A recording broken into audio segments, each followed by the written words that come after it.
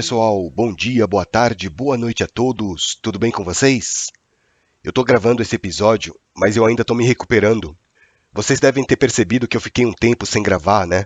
Porque eu contraí Covid na semana passada e eu fiquei bem ruim. Teve alguns dias aí que eu não conseguia nem falar direito. Na verdade, eu ainda tô me recuperando, os sintomas ainda estão bem fortes, mas pelo menos agora eu já consigo gravar alguma coisa pra vocês. É isso, né, gente? Eu acho que esse é o nosso novo normal. A Covid é um vírus que veio para ficar.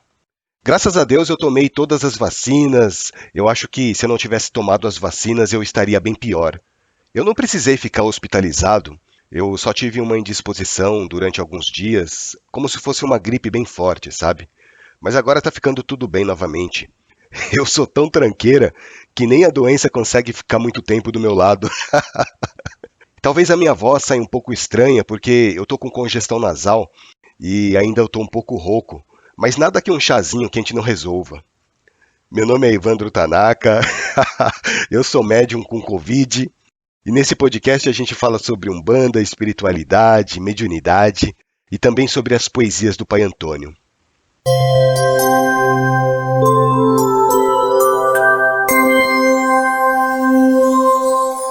Vamos começar o episódio de hoje, então? Vocês já ouviram falar na palavra Itã? Se você é um umbandista, muito provavelmente você não conhece ou não está muito familiarizado com esse termo. Agora, se você é do candomblé, provavelmente você já ouviu vários Itãs na sua vida. E o que vem a ser isso? Bom, Itã é uma palavra de origem iorubá que significa história ou conto. No candomblé, especificamente, Itãs são histórias contadas de geração em geração falando sobre os orixás, sobre o panteão africano. O povo iorubá acredita, ou acreditava, não sei, que todos os homens e mulheres são descendentes dos orixás. Então, na visão africana, não existe essa história de uma origem comum dos seres humanos como existe no cristianismo. Porque o cristianismo fala que todos nós somos filhos do mesmo pai, não é verdade? Para o povo africano, não. Cada um de nós somos filhos de determinados orixás, e por isso, cada um de nós herda as características do orixá que nós somos descendentes. Então, vocês vão ver que é muito comum, tanto na Umbanda quanto no Candomblé, as pessoas falarem que são filhas de Iansã, são filhas de Oxum, filhos de Oxóssi, de Xangô, filhos de Obaluayê e por aí vai. Cada um herdando do orixá respectivo as suas características. E se vocês repararem os Itãs africanos, vocês vão perceber que os orixás, eles vivem em luta um contra o outro, defendendo seus interesses, os seus domínios, usando artifícios, artimanhas para conseguirem o que querem, fazendo intrigas, guerreando, conquistando. Essa é a visão que os africanos tinham dos orixás, porque para eles, nós seres humanos somos apenas uma pálida e apagada cópia dos orixás dos quais nós descendemos. Nós somos apenas uma imagem esmaecida dos nossos orixás. Vocês entendem? Mas assim, gente, percebam que essa é uma visão muito diferente da Umbanda. A Umbanda acredita que os orixás são irradiações de Deus. O candomblé já vê os orixás com outros olhos. Para o candomblé, os orixás seriam os nossos antepassados. Seres que viveram aqui na Terra em épocas muito remotas e que, por esse motivo, teriam o seu lado humano. Por isso que, na visão africana, os orixás se alegram, eles se ofendem, vencem, são vencidos, os orixás conquistam, amam, se odeiam, assim como nós seres humanos, porque essa é uma visão muito africanizada. E o candomblé, ao contrário da Umbanda, tem os olhos voltados para a África, né? Por isso que é muito natural para o candomblé interpretar os orixás dessa forma.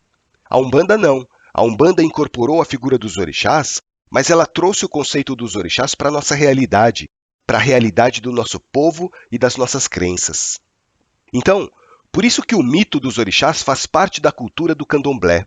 É por isso que, muitas vezes, acontecem discussões entre umbandistas e candomblecistas com relação ao conceito do que cada um entende por orixá. Mas vamos lá, vamos tentar entender o ponto de vista do candomblé com relação aos orixás. Os Itãs, ou a história dos orixás, fazem parte dessa cultura milenar que foi cultivada lá na África. Então, os Itãs falam da criação do mundo e como esse mundo foi repartido entre os orixás. Daí os Itãs falam de uma infinidade de situações envolvendo os orixás.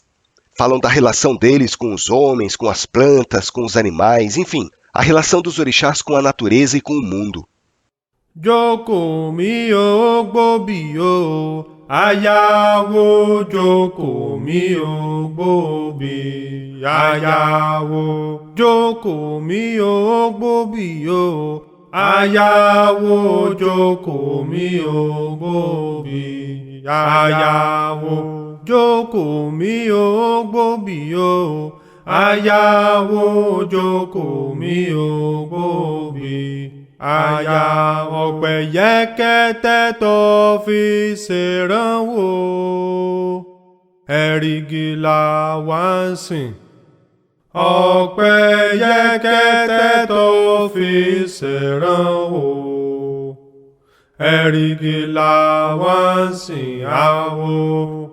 Ọ̀pẹ̀yẹkẹ́tẹ́ tó fi ṣèrànwọ́, ẹ̀rìgì là wá ń sìn. Ọ̀pẹ̀yẹkẹ́tẹ́ tó fi ṣèrànwọ́, ẹ̀rìgì là wá ń sìn àwọ̀. Os iorubás acreditam que, pelas histórias contadas dos orixás, através dos itãs, esses itãs explicariam a origem de tudo, inclusive não só explicando o passado e o presente, como também predizendo o futuro. O futuro dessa vida e o futuro de outras vidas também. Para os iorubás antigos, nada que acontece aqui na Terra, na vida das pessoas, é novidade. Porque tudo já aconteceu antes, né? O que você está vivendo hoje, segundo a crença iorubá, alguém já viveu uma situação semelhante à sua no passado. Então, cabe ao Babalaô identificar lá no passado dos orixás o acontecimento que está se repetindo no presente, na tua vida. Vocês entendem? Então, o Itã, ou melhor, as histórias contadas dos orixás, são a chave para identificar o problema que está acontecendo hoje na vida de determinada pessoa e também trazer a solução para esse problema.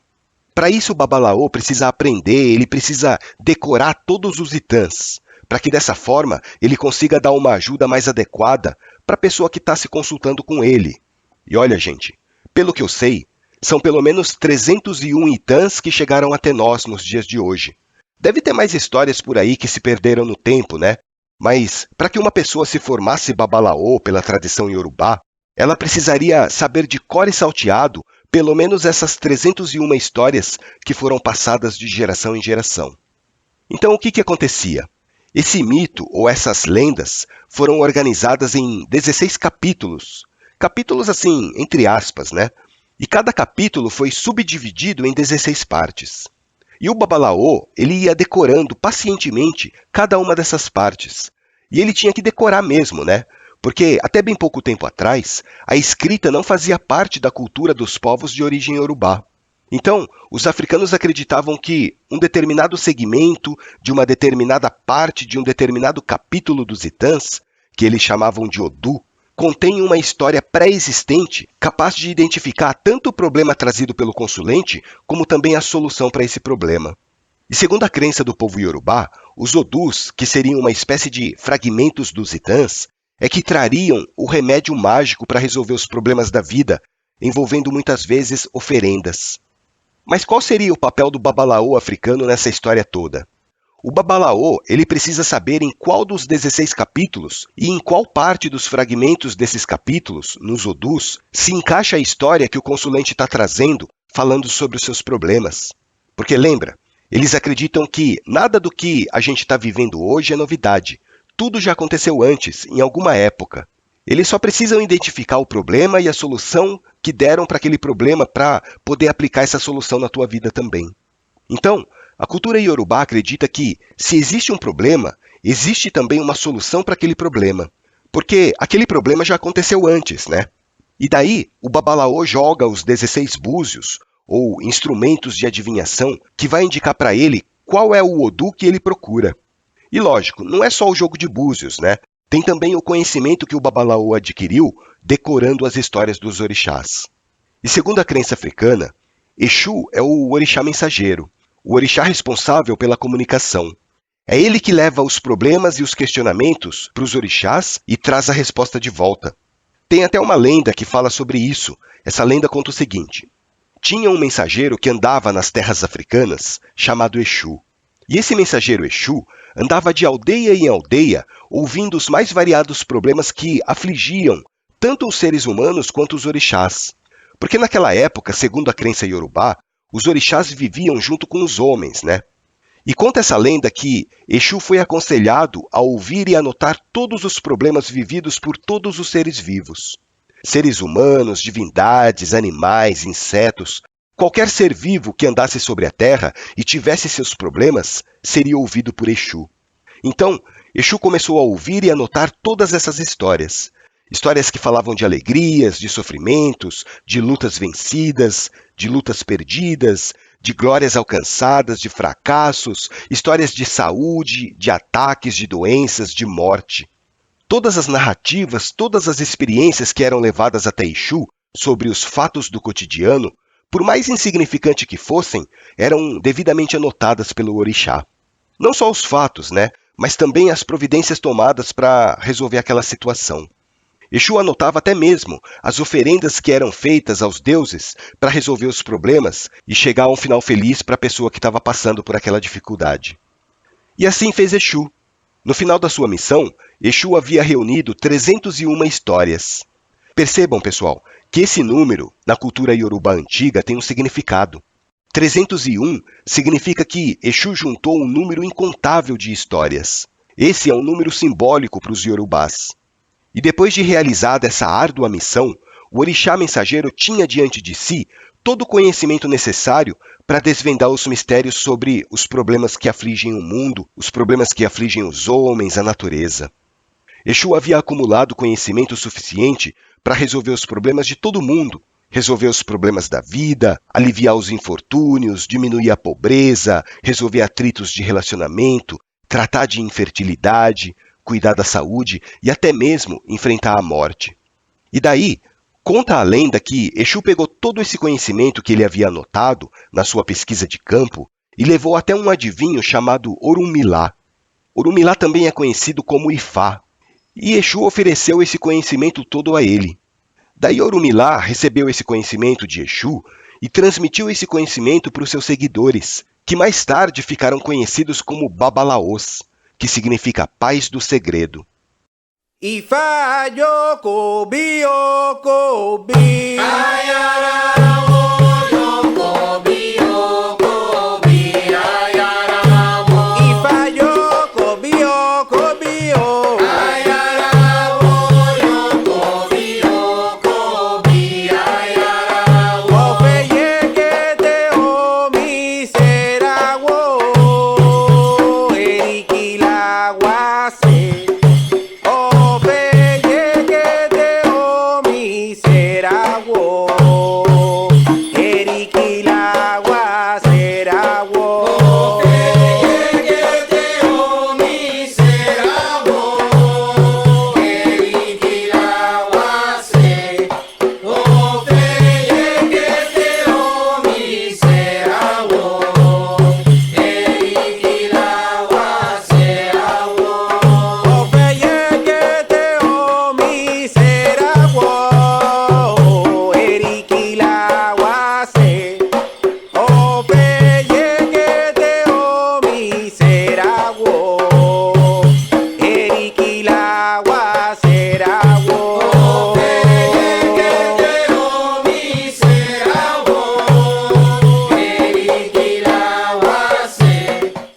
É por isso que o Babalaô, durante a iniciação a que ele é submetido, para receber a mão de Ifá, ou seja, para estar apto a jogar búzios e praticar a arte adivinhatória, ele precisa primeiro aprender essas 301 histórias que relatam fatos do passado dos orixás e que se repetem a cada dia na vida dos homens e das mulheres em todo o mundo. É por isso que o candomblé tem um enorme respeito pelos antepassados, né? Porque os antepassados já viveram antes o que nós estamos vivendo hoje. Eles já enfrentaram e venceram desafios semelhantes ao que nós estamos enfrentando hoje. E olha só que interessante, fazendo um comparativo, a Umbanda também tem um profundo respeito pelos antepassados. Mas talvez a ideia que nós temos de antepassados é um pouco diferente do candomblé. O candomblé considera os orixás como sendo os antepassados. Então, o culto no candomblé é direcionado especificamente para os orixás. A Umbanda, por sua vez, considera os nossos guias e mentores espirituais como sendo os nossos antepassados. Porque tem uma lógica nisso, né? Existem espíritos que são muito mais antigos do que nós, porque eles foram criados antes de nós pelo nosso pai Olorum e, consequentemente, já tiveram a oportunidade de viver muito mais vida do que nós. A bagagem reencarnatória deles é muito maior do que a nossa. Eles já passaram por muito mais experiências. Por isso que a gente considera eles como sendo nossos antepassados. Eles vieram antes e já passaram pelo processo de evolução que nós estamos passando hoje. Mas veja bem, a ideia de antepassado que eu estou passando aqui para vocês é com relação à antiguidade do espírito, e não da época em que ele viveu aqui na Terra, tá? Porque isso pode causar uma certa confusão. Por exemplo, pode acontecer do seu avô ou do seu bisavô, tataravô, sei lá, ser um espírito mais jovem do que você, apesar dele ter encarnado antes. Em compensação, o seu filho ou seu neto pode ser um espírito muito mais antigo do que você, apesar dele ter nascido depois. Você consegue entender isso? Quando eu falo de antepassado na Umbanda, eu estou me referindo a caboclo, a preto velho, herê, cigano, marinheiro, enfim, aos espíritos que estão num patamar evolutivo muito superior ao nosso. São espíritos que já viveram e que já reencarnaram muito mais do que nós todos, e por isso, eles já trazem uma bagagem de conhecimento muito superior à nossa. Por isso que os aconselhamentos que eles nos dão para os nossos problemas, muitas vezes são pertinentes, né? Se a gente souber ouvir da maneira certa, a gente não vai sofrer tanto, porque muito provavelmente eles já passaram pelas experiências que nós estamos passando e sabem aconselhar com propriedade aquilo que eles já viveram. E sabe uma religião que também cultua muito os antepassados? É o xamanismo. O xamanismo também presta uma reverência muito grande para os antepassados, por aqueles espíritos que existiram antes de nós aqui na Terra. E eu já disse para vocês aqui no podcast, né, que o xamanismo e a Umbanda são muito próximos. Eles têm muitas crenças e valores comuns. O profundo amor pela natureza é um deles, e o respeito aos antepassados também. Para vocês terem uma ideia do respeito que a Umbanda tem pelos antepassados, vocês podem reparar que nós, umbandistas, quando estamos passando em consulta com um médium incorporado, nós costumamos nos dirigir às entidades chamando elas de pai ou de mãe. E esses espíritos, em contrapartida, nos chamam de filhos. Não porque eles nos geraram, mas é o respeito à hierarquia. Na Umbanda, nós chamamos os espíritos mais evoluídos de pais e mães, assim como no kardecismo eles chamam os mentores de irmãos de luz ou irmãos maiores. Eu lembro de um dia, um médium kardecista chegou para mim e falou assim: Evandro, você não precisa chamar um preto velho ou um caboclo de pai, porque eles são espíritos assim como você. O nosso pai é Deus. E daí eu respondi para ele assim: olha, eu entendo a sua visão. Você tem uma visão cristã de que todos nós somos irmãos, filhos do mesmo pai. Mas na Umbanda, a gente chama de pai e mãe os espíritos mais velhos por respeito à ancestralidade, por respeito à sabedoria e à experiência que esses espíritos já adquiriram. No final, eu acho que ele entendeu, mas ele não concordou muito com o que eu falei. Mas enfim, a minha proposta não é convencer ninguém, a minha proposta não é converter ninguém, né? Se me perguntam coisas da minha religião, eu falo. Se não, cada macaco no seu galho, né? Sabe o que eu percebi nesse meu tempo de Umbanda? É que as entidades de esquerda, os Exus e Pombagiras, eles não gostam muito que chamem de pai e mãe, né? Vocês já perceberam isso também? Mas mesmo assim eu chamo. Eu já levei vários esporros das entidades por causa disso. Por que você está me chamando de pai? Pai é o caramba. Na verdade, o Exu não falou caramba para mim, ele falou uma palavra muito mais feia que eu não vou repetir aqui no podcast. Ou então, quando eu passo em atendimento com uma pombagira e eu chamo ela de mãe, eu já espero a burdoada, né? Daí a pombagira dá aquela risada escrachada, debochada e responde assim: quem tu pensa que eu sou para ter um filho marmanjo desse jeito? Eu não posso rir muito, senão eu vou tossir. Esse é o jeito deles, né? O povo da esquerda é meio rebelde com esse negócio de chamar de pai e mãe. Geralmente as pessoas costumam chamar os Exus e as pombagiras de compadre e de comadre. Eles têm aquele jeito meio desbocado, mas o respeito que eu tenho pela hierarquia deles é a mesma. E se eles têm Um jeito meio rebelde? Eu tenho um jeito mais rebelde ainda. Eu me dirijo a eles chamando Exu e Pombagira de pai e mãe, assim como eu chamo caboclos e pretos velhos. As únicas entidades que eu não consigo chamar de pai e mãe são os erês, né? Porque eles chegam naquela alegria, naquela espontaneidade infantil, que é difícil você enxergar naquela criança um espírito mais evoluído do que você. Apesar deles já serem muito mais vividos do que nós. Mas o arquétipo deles é aquele. E lá no fundo, apesar de eu não falar isso pela própria natureza da manifestação deles, ainda assim eu considero os erês os meus antepassados e eu tenho por eles um enorme respeito também. Bom, gente, espero que vocês tenham gostado do episódio de hoje.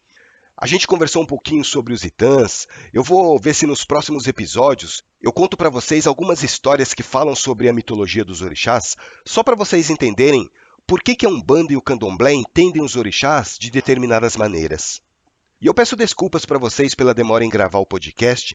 Eu ainda estou me recuperando da Covid, mas os sintomas piores já passaram. Eu ainda estou com a garganta ruim, eu estou com muita tosse, sinusite, mas o mal-estar já está passando. Eu também peço desculpas às pessoas que me escreveram na semana passada. Eu realmente não tinha condições de responder o e-mail de ninguém, mas aos pouquinhos eu vou respondendo para vocês que mandaram mensagens para mim pelo site, pelo Instagram, pelo TikTok, tá certo? E não deixem de acompanhar o Alma de Poeta nas principais plataformas de áudio. Nós estamos presentes no Amazon Music, Spotify, Deezer, Apple Podcast, Google Podcast, YouTube. E como eu sempre digo, vocês também podem ouvir todos os episódios acessando o nosso site, almadepoeta.com.br. Um grande abraço, minha família de podcast. Fiquem com Deus, que o nosso Pai Oxalá os abençoe e até o nosso próximo encontro.